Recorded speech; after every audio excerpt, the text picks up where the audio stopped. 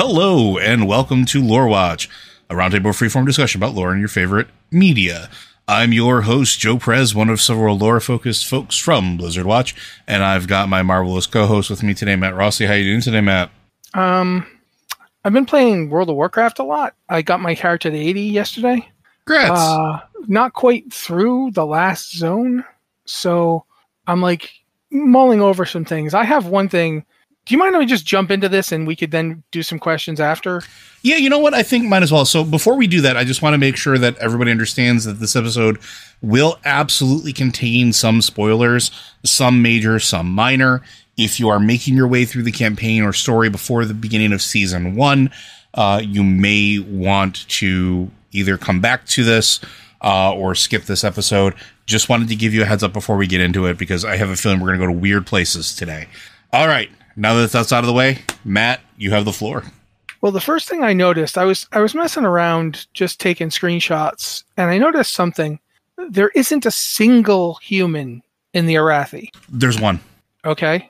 Which one? What's her name? She is not the general? No, the why can't I remember her name now? The son of or the descendant of Lothar. No, she's absolutely not human. She's not. She's stowed away in the original. Doesn't matter, dude. Look at her ears. Interesting. That's interesting. She is just as half elf as the rest of them. I could not find a single person, and it's not like it would have been hard for them to give her a human model, because the elf models they're using are humans with elf ears stuck on them in most cases. So that begs the question: if she's stowed away in their... Dude, I don't think the Arathi on the other continent are human, any of them. I think it's a nation of half elves with the occasional really old elf, like the great Kiron or Kiros. I can't remember if it's Kiros or Kiron, but that dude's an elf. That dude's a high elf. Like, you go look at him. He absolutely is. Yeah. And he looks a lot like Lothamar. Yeah. And that would track if the Arathi that went to wherever they went to. We don't know what the name of the continent they're on even is. It's probably Avaloran, but we don't know. But whatever that group of Arathi were that left, and it obviously contained members of the Lothar bloodline, whatever that group was, they probably had a few elves with them. And those elves had to, yeah. Yeah. And those elves became very important because they're all... And here's the thing. I don't know how representative this group of Arathi are. Like, we don't know if they're like why these people are all you raise a really interesting point though too, because when did Lothar die? Which one? Our Lothar? Anduin Lothar. Yeah, Anduin Lothar died in the end of the, I'd say, Second War? No, First War. End of the First War. So that was how long ago? I would say like roughly 30 years ago. We're ballparking here. Probably closer to 40 at this point, but yeah, in that time frame. Because I was going to say the Third War. I think the Third War was year 0, right? According to the timeline. And I know Jaina is in her mid 40s, and she was a child during the she was Third a very War. Young child. She was a very young child during the First War. She was by the Third War, she was in her like late teens. Yeah. So the First War would have happened. I'm sorry, First War would have happened around year 0 then. So that would have been 40 years ago, give or take, almost exactly. Yeah. Yeah. Okay. Please continue. But the thing is that we don't know when this Arathi Empire was founded, but I'm positive it was founded around the time that the Arathi Empire on the Eastern Kingdoms stopped existing. Mm-hmm. Because keep in mind, they broke up into multiple nations. One of them being Strom, the Stromgard area. That's the original seat of the Arathi Empire. That's why it's the Arathi Highlands. That's literally where the Arathi were originally from. Every other nation that we have after them, the other 7 kingdoms, are all created by people who left that and either went back home or founded like Kultiris is people who went out and found a new place. Kultiris is people like Arathi people who got on boats and sailed south and found those islands. And that's pretty much Gilneas was people, Arathi, who went out and found where Gilneas is. These were settled places by Arathi who then became those nations. I think at that time, another group of Arathi, and they would have had some high elf mages or something with them, decided we're going to go far away. And they literally went as far as they could go. Now, keep in mind that the Lothar bloodline is directly descended from Arathor. Yeah, so I guess that lays in the question, right? Because Farron Lothar, that is the one-armed warrior NPC, that she is the daughter of, or at least immediate descendant grandchild, I think. She's a descendant of a Lothar, but we don't know if she's from. She doesn't even know Anduin Lothar. When Anduin talks to her, Anduin Wrynn talks to her and tells her how important Anduin Lothar is, and she's like, "Oh, it's interesting that I have relatives in the old world." Yeah, the interesting thing though is because here's why I say this is interesting. Her story is that she stowed away on the expedition, which means they were already, I don't want to say like hybridizing. They were already commingling with elves. Yeah, exactly. So this was happening way long ago. Yeah, and here's the other thing she says. She says that while technically speaking she is a noble, the family is diminished from what it once was. And she was tired of hearing about the stories of yesterday, which is why she left. She specifically calls out that she doesn't want to. She had stowed away to get away from the family and their declining fortunes. Which is, it's interesting because I haven't really thought about this much yet, because I haven't done all of Hallowfall. That is next on my list. I have a couple characters at 80, but I wanted to go back and do the questing separately because there's a lot to go through. We talked about this before when we had Liz on. Yep. But that means that they settled somewhere that we don't know. Yeah, that there's a whole kingdom. Yeah. They even specifically point out when they're talking about their history, one of the things they point out is that their fleet of ships was flying across the sea that, like, I forget the name of it, but it's like the thing that's to the west of Kalimdor. Yeah. That's just like an impassable like ocean of storms. Well, because that's where we are right now, right? I don't know if we're there. We're according to what we know of what was described with Avaloran, or at least what we think is Avaloran, because of this, I posit that we are past that pale, but that doesn't mean we don't know how far away we are, right? Yeah. One of the interesting things about it too is that when their ships got destroyed, they were getting destroyed by the storms, a flash of light teleported them underground into what's Hallowfall now. Mm-hmm. And so they couldn't teleport back because they lost all their mages. Mm-hmm. And they didn't have that many in the first place. So what's the deal with that? Why are mages, like, they seem to have them, but they don't seem to have them with anything like the regularity that they have back in the old world? What's going on? Is it because they're more into like calling on the light? Well, even their mages, like if you start doing the dungeons and start doing some of the campaign stuff, their mages are all light based. Like they are mages, but like they're summoning light elementals like you would expect a priest to do. They're summoning burning fire. They're not traditional mages in the same sense. Everything they do is light based. So I find that interesting as well. There's going to be a thread here that I think gets pulled on, because I know we were interested in them from the beginning, but this is just more mysteries and more things that I think maybe I did not take that deep of a look at first, that I need to start going through with a fine-tooth comb. Yeah, absolutely. I am very interested once you start doing that, what you think, because one of the things that really interests me about this is for all the, the Arathi were the foundational kingdom of humanity, the original Arathi Empire.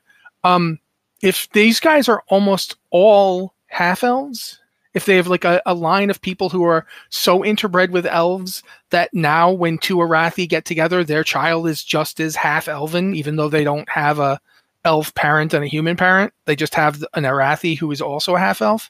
They have two of those, so they just keep having more half elves.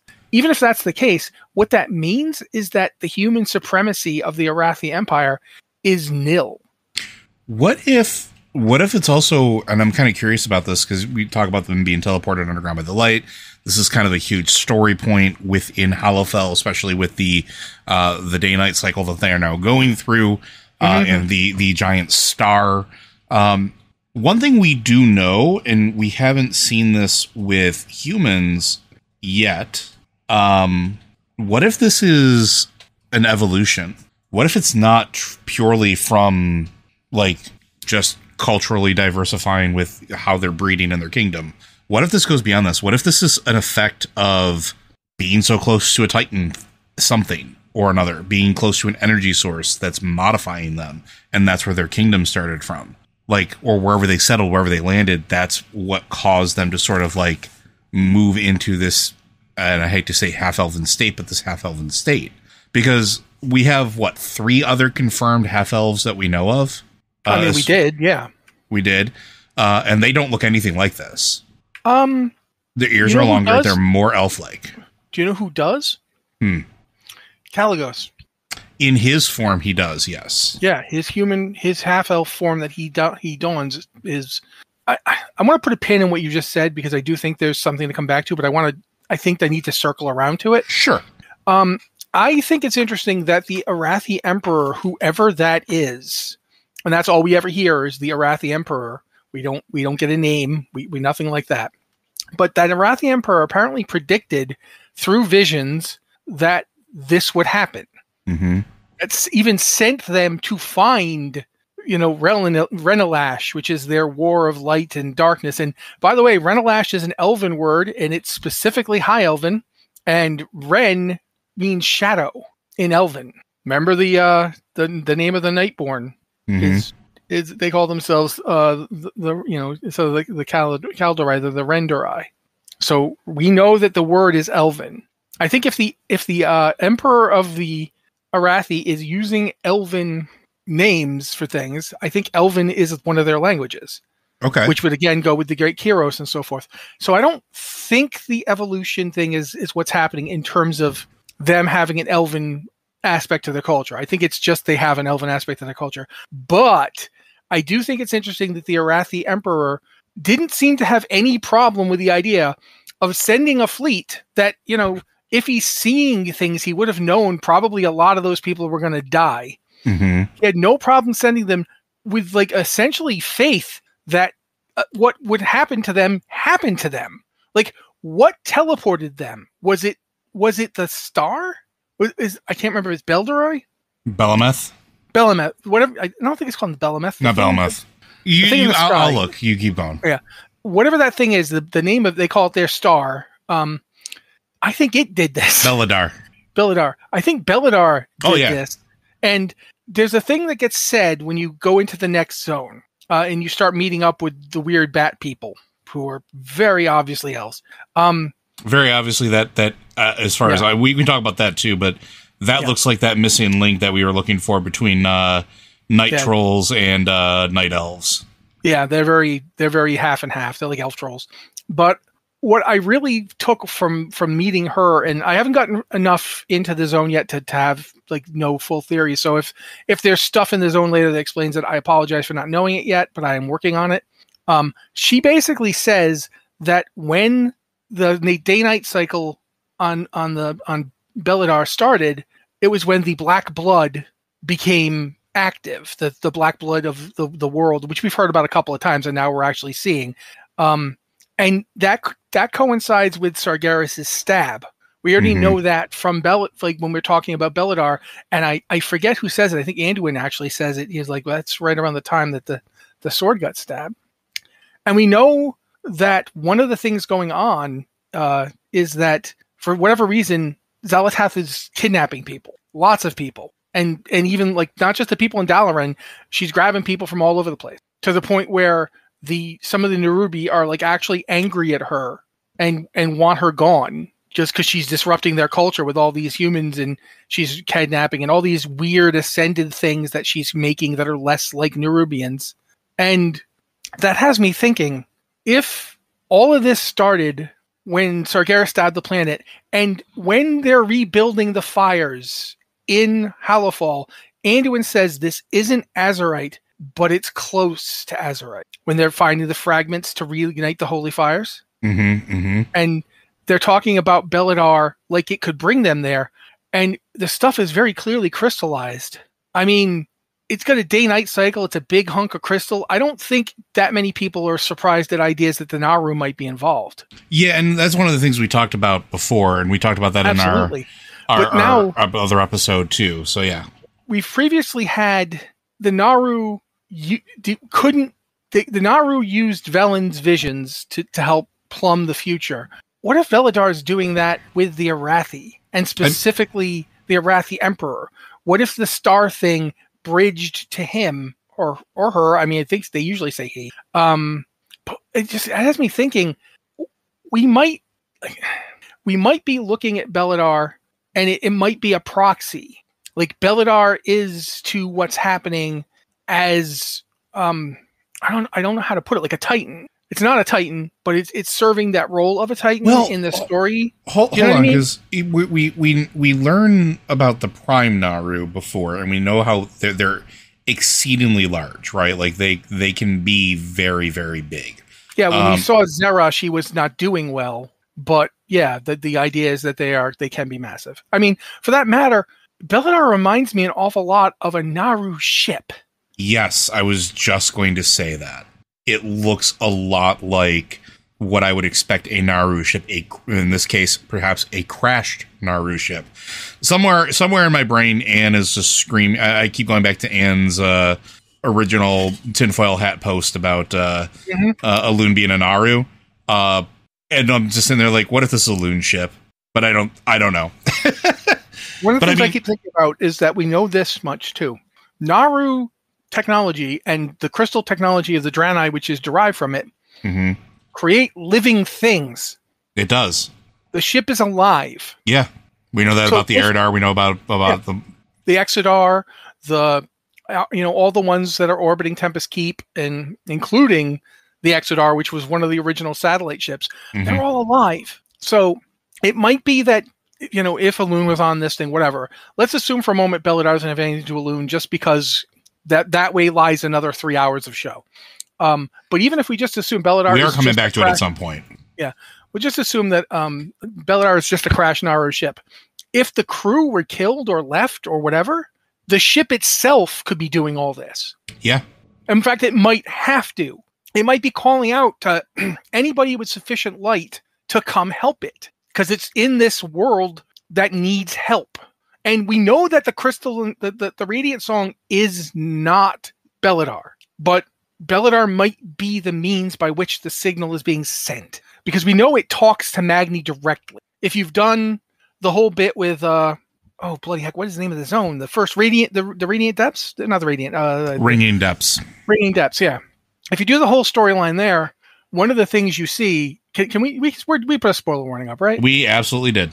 Magni gives up his blessing, the thing that made him a big diamond. He gives it up to the various earthen that were being corrupted as a result of Xalatas machinations. Yeah, they were being turned into the Skardan. Which, by the way, and if anybody at Blizzard is listening to this, I don't say this with any sort of lightness. Why are the Skardan using regular dwarf totems right now inside of like these zones? Because there is literally an earthen totem model that we use everywhere else, except everywhere in these zones they're using regular dwarf models. We should probably fix that. Sorry, please go ahead. Unless it implies something about the Skardan process, like all dwarves are really just proto-Skardan or something. Maybe. Corrupted. Anyway, no, seriously though. When Magni does this, he does this because Azeroth reaches into his head and says to him, it's time. And he realizes that she didn't do this to him to punish him. She wasn't doing this to him to keep him isolated. She had a role that he needed to play, and now is his time to play it. Like, she kept him as the speaker because she needed a speaker, like, and she needed it right there. And now, for all we know, that earthen that gets the first one that wakes up and tells him her name, and I'm sorry, I don't remember it. I played through a lot of this in real hurry, guys. I was like, I got to get through this. But you think about it. I find myself wondering if the sword strike was intended. Let's assume for a second that he wasn't trying to kill Azeroth. Yeah, and I think I posited that way, like, when it first happened. Yeah. Yeah. Do you want to go? Like, no, please. If he wasn't trying to kill Azeroth, maybe he was deliberately trying to lance the black blood out. Mm-hmm. Because he knew it was there. Because he knew it was there. And when he stabs the planet, Beladar reacts immediately, which implies to me that Beladar might have basically, if I don't know how to formulate this one. It's very hard for me to think about the exact phrasing I want to use. If Beledar has been in communion with Azeroth this whole time, it would explain why Beledar just stayed light the whole time.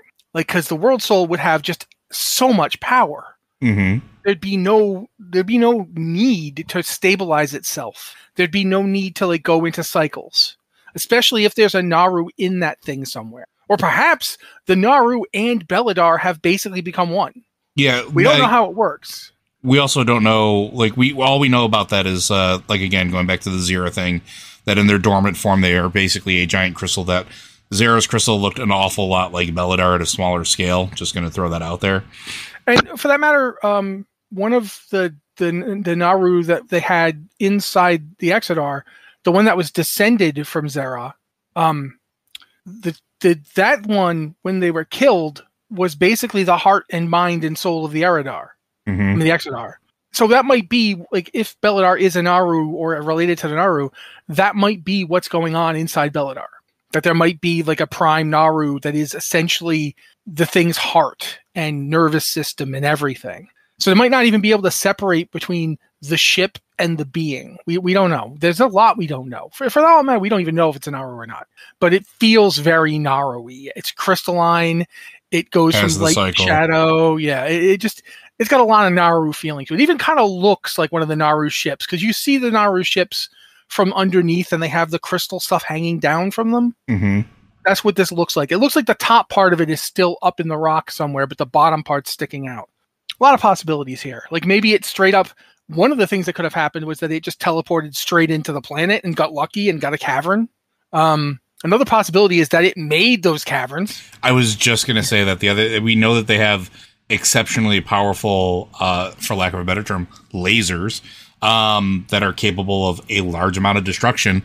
Going back to our time in Legion, where we literally had a small ship burn a hole through a Titan fortress, like pretty cleanly, and it was pretty large. Once we got its gun working, it took the door right the heck out. It blew the whole thing wide open. It was way deeper than that too. It went deeper than that. But the point is, like, it could be something from that. It could have been a reaction to it landing or crash landing like that. It could be a teleporting in and getting lucky.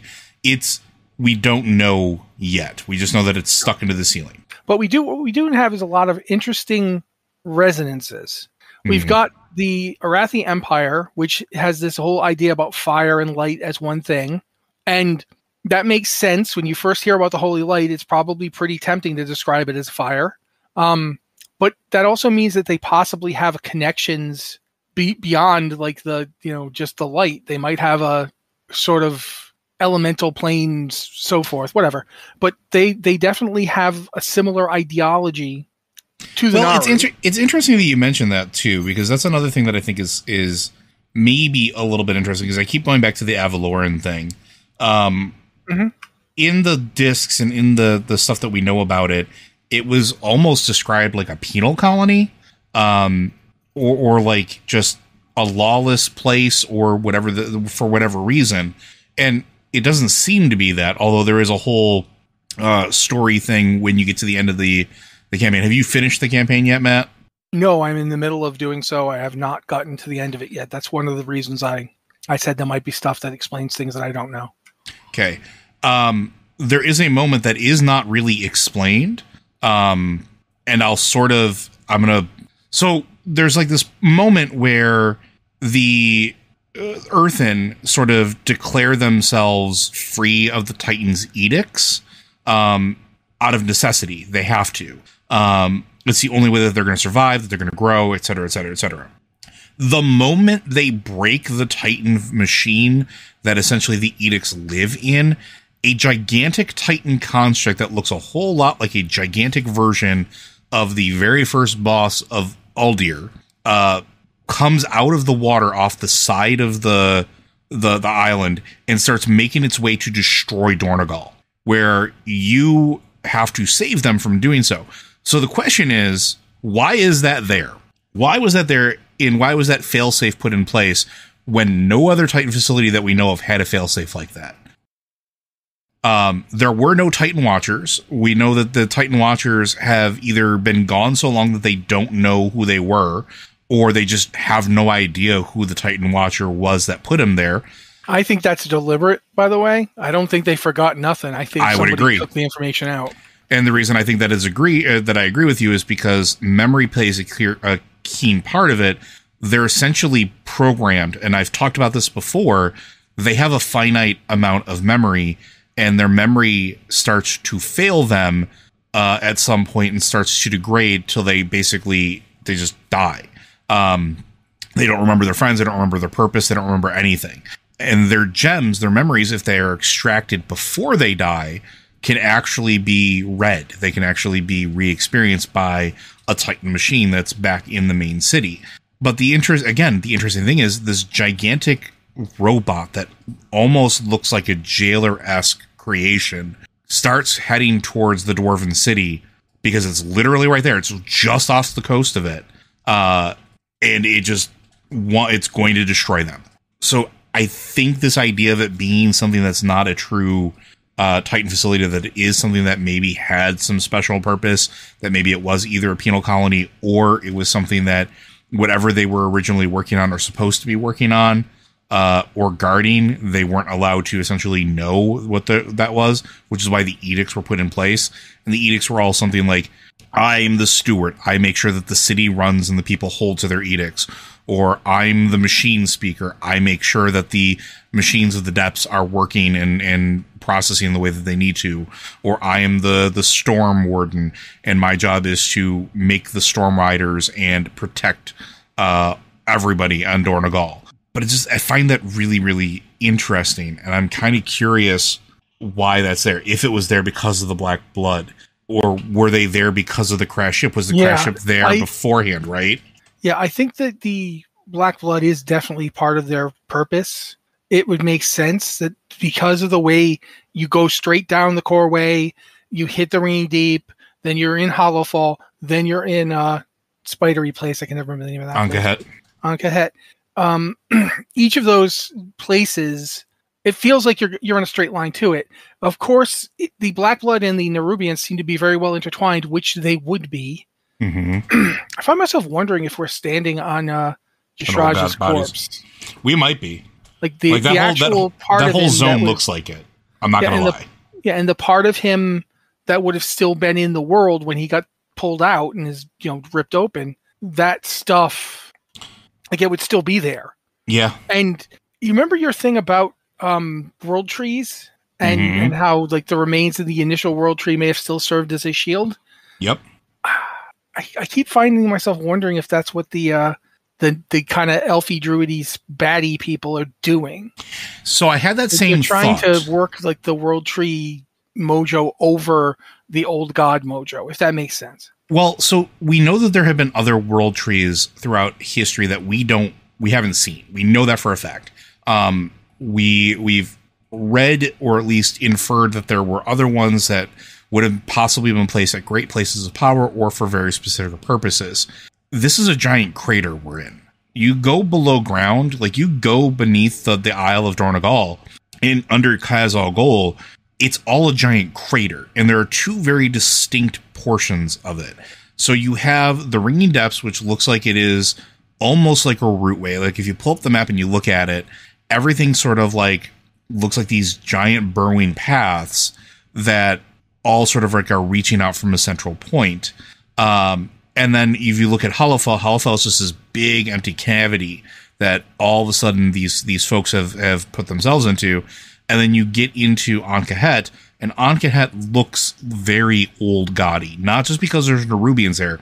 If you were to like Photoshop the buildings and Photoshop what's like man-made, and I'm air quoting that there, out, it just looks like it's like the decaying pieces of a once living thing. The way the cavern is shaped, the way that the sort of like the night sky is there, because that's another interesting thing. Like the sky in Ankahet is this very dark, almost again old gaudy, corrupted Titan version thingy that we've seen before. That very purple with stars and the very void like taint.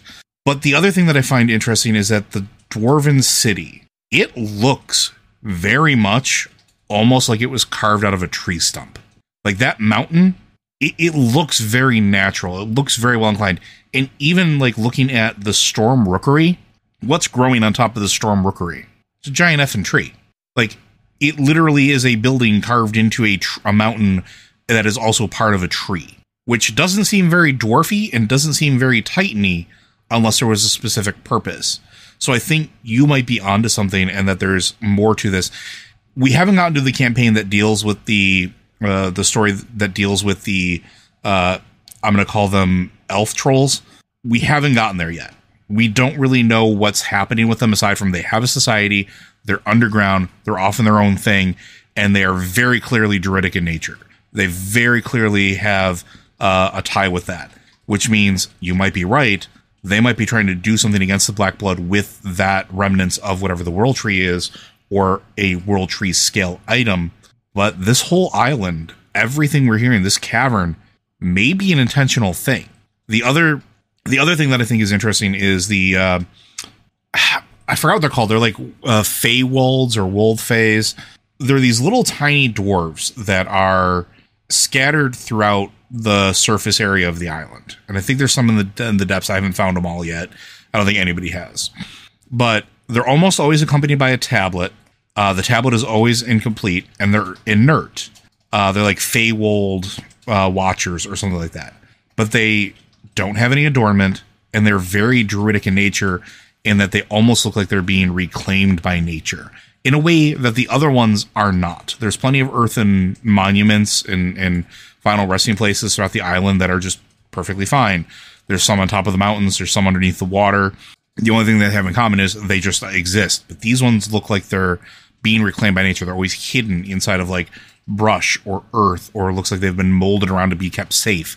And game mechanic wise, this maybe makes me think that we're going to get earthen druids. But as far as the world goes, the world telling, they're too deliberately placed, almost like they're keeping vigil. And I'm wondering if that plays into it too. There's so much going on here. You know what's interesting about that is that gives you multiple different ways that we could have gotten to where we are.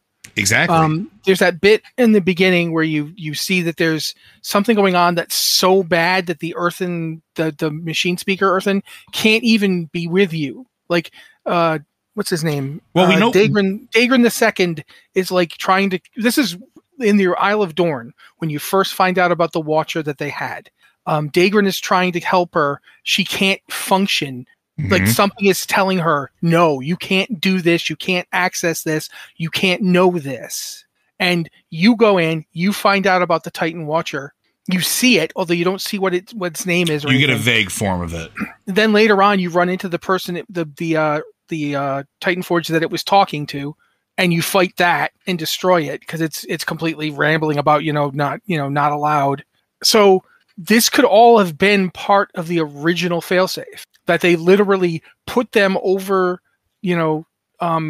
whatever it is, if it's Yishraj, if whatever it is, they put them over that and wouldn't even let them know what it was to keep them from doing anything. Or it might be the corruption of like that machine that's supposed to recreate Earthen, essentially, that's supposed to awaken them. And it seems like it's supposed to either it makes new Earthen, like, because it would be very similar to the machines we've seen in other Titan facilities that make other Titan Forge, right? Yeah, so the Stone Vault looks like it is very much akin to, if you've been to Northrend, it looks like the Halls of Stone, it looks like the Halls of Lightning. It looks like a production facility for Earthen, which would make sense, right? It makes perfect sense. They got to come from somewhere. And that's part of what we find out is part of the problem is that it hasn't been producing for whatever reason. Because of that, there's no new Earthen when the Earthen are getting kidnapped or killed by Nerubians or what have you. There's no one to replace them. Like, or when they wear out and die, there's no new Earthen to fill in the gaps. That's one of the reasons their society is falling apart, because it can't. There's no one to take up the slack.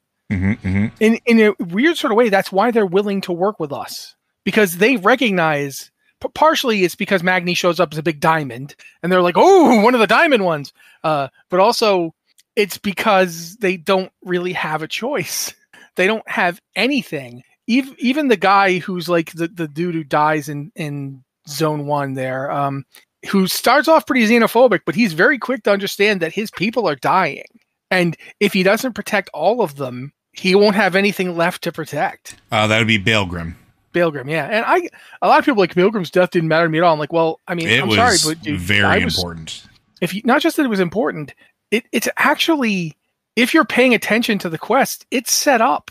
Mm-hmm. You get pieces of him as a person. You do see how serious he is about protecting his people and how remiss he's been and how that tortures him. That the Titan's edicts prevented him from realizing what he'd done. And he even says when he dies, he goes, "It has to be you because you can, you can make changes. I can't. I'm too bound to the edicts. I can't let go. So it has to be you." And then he goes and gets himself killed because he knows he's going to hold his people back. And that's like pretty telling. That's really just like, there's a lot to this that we don't know yet. I think Joe's ideas about this being a giant tree is really fascinating because if it is a giant tree, it might be the giant tree. It might be the original. Yeah. And like, keep in mind that a Titan planted that. Yeah. Specifically Aeonar.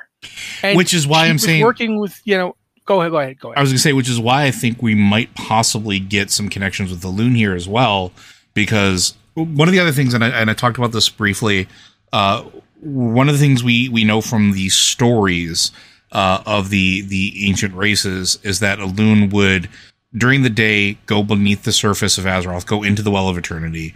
We don't know what she did down there, but then during the night would come back out and then do whatever a Loon was wont to do. So what if this is part of what a Loon was doing too? What if this is tied up with Aeonar and Elune and what was originally set to do? It would also make sense potentially that this whole entire area is Aenar's doing, because what did we learn last expansion? We learned that what Aeonar did was frowned upon by Big Daddy Aman'Thul. He did not like it. He hated the fact that she would lean into nature to do what she needed to do. Because nature is chaos, it is not order. That the rest of the Titans did not see what she saw, which means they didn't, like, if they knew of Elune, we don't know if the rest of them did, they wouldn't have liked her, right? They wouldn't have liked druids at this point. They wouldn't have liked the realm of nature.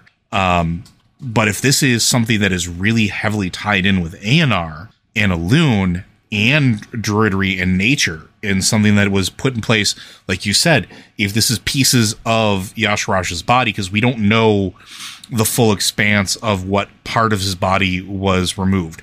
We know that he was 7-headed, okay? We know that parts of him were in Pandaria, okay? Pandaria we roams know that around. Parts of him scattered around the world. Yeah. We've been told that. We have absolutely been told that. We also don't know if all of his heads manifested in the same place. Old gods like to burrow. What if the Well of Eternity wasn't his body being plucked, but just one of the heads? What if there are multiple places of that? What if the largest one of them is where we're at right now, where there's a giant effing cave, an entire cave system that we are diving into that is a world unto itself? Because Liz pointed this out, you've pointed this out, everybody who's played it's pointed out. We're underground for most of this expansion, and it is effing massive. It is not a small place at all. This is huge, and to say cavernous is maybe too light of a word for it. It's big enough that when you fly through some of these zones, you don't even feel like you're in a cave. Yeah, well, exactly. They have their own sky. Hallowfall has a sky. Yeah. It's got a sky and a sun thing. It has a sun thing. It has an ocean. Yeah. The zone has an ocean. But like the Ringing Deeps is absolutely massive, but it's just the foyer. It's just the beginning place of it. Ahn'kahet is a deep place. Like, fly around Ahn'kahet and look down. There are places that just go into like pure abyss there. And it is deeper than Hallowfall, because Hallowfall sits above it slightly. In order to get to Ahn'kahet from Hallowfall, you have to go down. There are slipstreams that bring you back up, but you have to go down. And when you're doing stuff in the zone, you are continually going down. Yes, it is a very deep place. But the thing that really got me too was I don't know how to explain this. Like when you are the cutscene where you're basically Anduin pulls an Anduin and doesn't get on the ship but jumps off to sacrifice himself because that guy can't stop trying to sacrifice himself. Like seriously, Anduin, could you please just get on the boat? But anyway, when he does that, and you're like, we have to get after him right now, and so Illyria and the Fair and Lothar and Illyria basically take the airship and just try to ram it down the Nerubians' throats. You're going down at like a 65-degree angle. Yeah, it's massive. You're just going down the whole time. It's not like you're not pointing it at the ground and trying to smash. You're just straight up descending the whole time. They even shoot the ship with gigantic web arrows to trap it in place, and you're still way above the ground. So yeah, there's a lot of verticality, as they love to say in video games nowadays, which really just transforms out to being just there's a lot of deep. Yep. It just keeps going down. But I think there's a reason for it, and I think Matt might be onto something here. I know what I think you're going to say, but I'm waiting to let you say it. Go ahead. You sure? It. Yeah. Okay. I think he thinks it's its head. Like we're inside Yashraj's head, or what's left of it, or the hole that it left. Like it's like off the fossil of the old god's head. Maybe I'm thinking more the body. I was thinking it might be the head because just the way you're describing how it looks. It does look very. It could be either, right? Because there are plenty. Definitely. I get your vibe about what we're doing and where we're going. It definitely feels like the black blood is what's left of Yashraj now that the heart is gone. But Ankhet definitely looks like it's like an old god, like fossilized body part of some sort. The way that the stalactites are, the way that the corruption is there, the way that the sky reacts. You know what it reminds me of? It's the zone in Shadowlands where it's like you're walking on a giant dead thing. Yeah. It feels Maldraxxus. A lot like that. It doesn't look like Maldraxxus. No, but it has that feel. Yeah, like the stuff jutting up out of the ground that looks almost organic. Everything, like the black blood itself and how weird it is. All the weird little things that, yeah, we knew there'd be Nerubians, but there's a lot of stuff that isn't Nerubian that's just weird, man. Like you look around, it's like, is this what the parasites of a god look like? It has that really kind of creepy ass sensation to it. Well, the other thing that I think is really important about that to sort of consider is why in the hell does Xal'atath want to do what she's doing here? Right? Because think about what she's doing. Go back to the experimentations. Sorry, folks, we were going to try to get to some questions, but we're in tinfoil hat territory, so bear with us. Yeah, we'll get there. We promise. Eventually, the questions will be answered, but right now, we're just not today. She's using not just Nerubians, but people. She's experimenting with them. She's experimenting with the black blood. She's doing this ascension project. That's what she calls it. They call it ascension. But she's doing it specifically here. Why? There are so many other old god places. There are so many other old god resources that she could potentially tap. And she can travel through time. She herself is capable of traveling through space and time. Because when we find her in the last expansion, she didn't get there because of the infinite dragonflight. She got there because of herself. She opened the portal to the void. And the void connects to all time and space because it is literally connected to all possibility. Why here? Why now? Why this physical location? Why is it important for what she's doing? Because it is very clearly important for what she's doing. She didn't need the Nerubian. She didn't need any of them. Also, why did she need to get Dalaran involved? And we know that she did need what was in Dalaran. We know she needed what's in Dalaran. Do you remember one of the things that was also in Dalaran? When you go and bring Magni's body to Dalaran, what room do you set him in? It's the one with all the pillars of creation. Oh, yeah. Good point. They were there. One of them wasn't. One of them wasn't. The Tear of Elune. The other ones were. No. The other one, there's two that weren't there then. Which one? Because we know that the Tidestone wasn't there. That's right. What's her name has the Tidestone. But the Hammer of Khazal-Gul was still there. And the Eye of Aman'Thul. Two Titan relics. Yeah, but the Eye of Aman'Thul created the Nightwell. Mm-hmm. What's the Hammer of Khazal-Gul? Oh, it's the thing that created Or entire. yeah. Sorry. It creates. Both of these things create. Yeah. One of them creates and shapes life. It basically makes places to stand. The land of the I want to say I can't remember the name of the bloody islands that the Broken Isles. Yeah, the Broken Isles. Mm-hmm. The various lands of the Broken Isles were essentially created by that hammer. In fact, pretty much all the continents of Azeroth were essentially created by that hammer. Yeah, so that's interesting. And the Nightwell was literally a font of power that apparently could touch time, and the time magics of Aman'Thul. We just got done linking time travel to the Void. Aman'Thul is super into order, but he's like the master of time travel. That's his thing. Why? Why is he so into order if he wants to do the same thing the Void does? Unless that's why he's so into order. Mm-hmm. Like we've talked before about how it seems like A&R had a resonance with one of the other spheres of influence that she seemed to be like tied into, like what we call nature, the Emerald Dream. What if he of all the things, when Aman'Thul was the first to wake up, he woke up in the cold, dark void of space. Yep, he was the first. And air quote. We don't know. But out of nothing came his intelligence, came his will, came his mind, and then he decided to shape everything. What if that's to compensate for what he was birthed by? He came out of nothing. There weren't any Titans around, at least as far as he knew. He was the first one. He starts trying to impose order. Who else tries to impose order but isn't orderly? Us. Yeah. The Titanforge descendants, we try to impose order all the time, but we're not orderly. The wild, crushing chaos of our existence is part of us. I'm still waiting for the reason. Sorry, go ahead. That might even be the reason why humans are capable of defying those cosmically calculated odds, because we do allow ourselves to contain all these things. And what if the Titans themselves didn't even realize that they were doing that?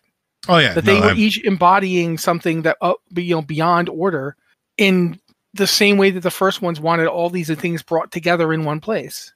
Yeah, and I think I mentioned that a while ago, where like their spheres of influence may have been something that was a proximity base to where like the closest part of whatever realm touches the main material plane, but also it could have been intentional. This could have been the first ones ripping aspects of those various dimensions or planes or areas of influence, spheres of power, and playing them down into, or putting a mechanism that pulls them down into this type of form, which is why A&R is so aligned with the life and chaos, and as much as she is.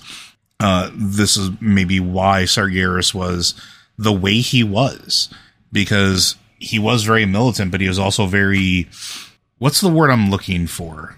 Almost innocent, right? Like he had a weird sort of naivety around him because he couldn't understand anything besides his own way. And that might be something related to one of the other realms. That might be related to one of the other spheres of power. So I don't know. Like it's an interesting aspect, because people were saying that, well, we're going to run out of story and we're going to run out of ideas and there's going to be no gaps left. So far, The War Within, even though we're in the first couple weeks, is raising a lot more questions than it is answering. And yes, we know that we're eventually going to get more of those answers as we move along, but some of the threads in play here are very, very fascinating, because they call back to a lot of, I don't want to say forgotten things, but important things. And the other interesting thing, and this is just a game mechanic standpoint, but I'm curious if there was actual intent behind it and reason. One thing we just got done doing before this expansion released was the Mist of Pandaria remix, or remix as everybody's calling it. What was the old god that most associated with Mist of Pandaria? Yasharaj. Mm-hmm. Why was that the event that happened just before we got here? Was it intentional that it was lined up that we would have an entire thing about Yasharaj and his black blood, his Shah, his, or its, I don't want to specify gender to an old god, an unknowable being. Its history, in its history of manipulating flesh, because that's one thing it definitely does do quite a bit. It's black blood. If you go to the Heart of Fear, go and just look at all of the Shah touched everything. It's Black Icarus stuff. And then we wind up here, where one of the main story plots is black blood. Oh, but what is one of the other story plots in Mists of Pandaria Mm-hmm. about changing things, shaping things, making them into something else? Mm-hmm. I mean, the whole deal with the Mogu doing that to themselves to turn themselves back into stone. That they were suffering from the curse of flesh, and they quote unquote reverse engineered it. And we know that they had the anima that they were using to mutate other things, to uplift the Sorok into sapience, to turn earthen into grummels. Not just earth trogs, but trogs are apparently curse of flesh infected earthen, except that trogs are also, there's elemental trogs. Mm-hmm. So that's still up in question, exactly what the Trog relationship to Earthen is. But we know that the Trogs have attacked other Earthen descended people, like the gnomes, like the dwarves, as well as the gnomes who are not Earthen descended, but are Titan construct descended as well. There's a lot of that in Mists of Pandaria. That's where we got the line, the final Titan. And we know that the final Titan, or the last Titan, is the name of the expansion after the next one. We're on the road to dealing with whatever the last Titan is. And the expansion where we first hear about that is Mists of Pandaria. Mm-hmm. So, yeah. It's really starting to feel like Dragonflight was essentially a soft reset of putting some pieces back into the position that they were in for the purposes of future storytelling. Like if you read comic books, sometimes you get to a certain part in the storyline and the current writer is finishing up, and they've done everything they wanted to do, and they spend, like, this is something Brian Michael Bendis does all the time. They spend the last couple issues just putting all the toys back in the box so they can get used by the next writer. This feels very much like we just went through the toy box resetting, with the Dragonflights now having their aspect powers again, but this time they're getting them from Azeroth itself. Like, Azeroth is starting to take agency, but she's doing it with the characters that already were in play, if it makes any sense. I mean, and you already see that again with the Magni story, right? Like you talked about it earlier. You get that aspect of, hey, you have served your purpose. This is what I intended for you. Go forth. Or maybe she didn't intend. Maybe this is just a happy circumstance. Maybe there is no prophetic agency there, but it is an extent of her power into a place that she couldn't touch potentially. And why now she's got Earthen who might be beholden directly to her. But there's more to that. Why couldn't she touch it? Why? Because it was warded by the Titans? Because it was warded by the Titans, or warded because maybe this is, again, goes back to the old gods and the black blood. She wasn't allowed to touch this place for fear of corruption, for fear of touching the black blood. It might not even be that she wasn't allowed to do it. She might not have been able to do it. Maybe that's why the Belladar, it needs to be involved. Maybe it's Belladar sending the Radiant Song for her because she's incapable of doing it out of fear of contacting it. Because Belladar's right there, one zone away from the zone where the Black Blood's at its worst. The possible corpse of an old god. It might very well be that she can't or won't deal, and it might not even be that she can't because of fear of corruption. It might just be fear. She is afraid of the old gods. She always has been. She's like a child who got this horrible wasting sickness, and now she's scared of it. Because of course she's scared of it. It almost killed her. It still might kill her. Like, we keep talking about Azeroth like this powerful entity, which it is, but it's also barely even developed. It hasn't even been born yet, So it is fascinating to consider that, it might have glommed onto Magni not as part of this like manipulative Machiavellian plan. It glommed onto Magni because he was a grandpa. Mm-hmm. And he, in a way, he was her grandpa. Not like her grandpa in that he's not, the father of her father or anything like that. But there he was, regretful over how he had raised his daughter, disconnected from his family. And after she changed him, what happened to his life? He got them back. He got a relationship with his grandson, a loving one. Even as a diamond, he was he was being kind to his grandson, who was being kind back to him. He restored his relationship with his daughter. And what would a Machiavellian entity like a Titan wouldn't care about that stuff? But a baby, like a little child mind that for all its power is still not done. Of course, it's going to want a happy end. it's going to want to give him a happy ending. So, and at the same time, it could still be, since it is a cosmic mind unfathomable to us, it might also have plans within plans of its own. There's no reason. And that's the thing, too. We have yet to even see what Elun's role might be in all this. You'd mentioned before that might be Elun's ship. We know that, we talked before about Anshe and Elun, the sun and the moon. Beladar certainly seems like, they're calling it the star. Beladar does still seem like a Anshe candidate for me. And that makes me think that we might not really grasp the nature of Elun as an entity. Yeah. We have yet to really, we haven't yet figured out how to recognize and reconcile the differences between Elun as this graceful healing entity, Elun as this vengeful murder goddess who will blow you the F up. And even if she has to let one of her beloved children die, and yet she still loves those children so much that if she can come up with a way to skip it, she'll do so. Like, she stopped Tyrande from killing herself. Yeah. She found a way around it. She looked for it. There's a lot to Elun we don't know yet, but I definitely feel like we've got 3 expansions that feel like at some point this is going to have to come up.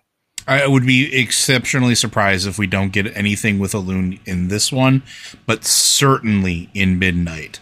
Like, Midnight feels like an expansion name that is just made for Elun to make an appearance.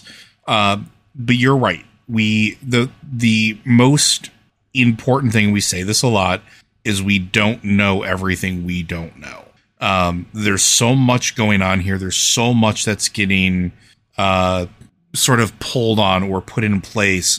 The gears are in motion, and we are at the opening of this wild potential story that has so much potential. We're only about to start season 1. We've only gotten so far in the campaign. There's so much more to go. Dragonflight set the precedence of having an entire expansion long story. We're going to have more of that expansion long story, and I'm looking forward to it. But I think that's going to do it for us, because we're over time. We could start talking about this for hours on end. I'm absolutely confident. So Blizzard Watch is made possible due to the generous contributions at patreon.com/BlizzardWatch. Your continued support means that this podcast site and community is able to thrive and grow. Blizzard Watch supporters enjoy exclusive benefits like early access to the podcast, better chance at having your question answered on our podcast, or the Q&A and ads-free site experience. Again, friends, thank you very much for joining us on this journey. We will be looking to answer questions, and again, probably some mild spoilers for the time being, because a lot of people are asking questions about this expansion in particular. But feel free to send those questions in to podcast@blizzardwatch.com. Specify the show that it's for. If it is for us, that's great. Make sure that you also give us any special pronunciation for your name. If you want to send us that information on Discord, we have the Q and Podcast Questions channel open to everybody. But if you're a Patreon subscriber, please hit us up in the Patreon Q and Podcast Questions channel, where we tend to look first as a way of saying thank you. But with that, folks, we'll see you next week.